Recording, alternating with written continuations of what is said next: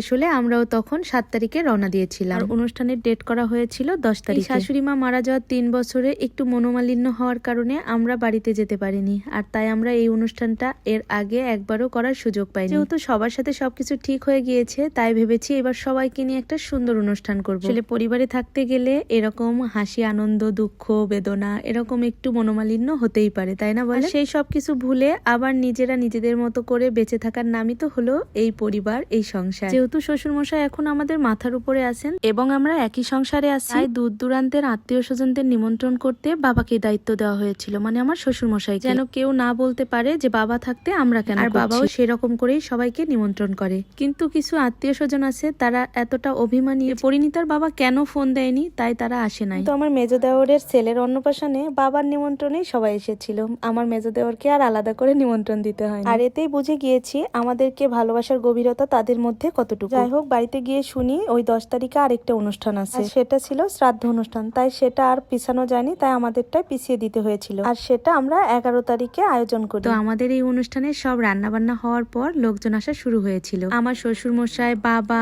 পরিণীতার বাবা এবং পাড়া প্রতিবেশী যত দেওররা ছিল সবাই মিলে এই আয়োজনে সহযোগিতা করেছিল। সবাই সবাইকে খাবার দিচ্ছিল আর দেখতেও অনেক ভালো লাগছিল। প্রথমে মন খারাপ হয়েছিল যে সমাজের সবাই না আসা দেখে, পরে দেখি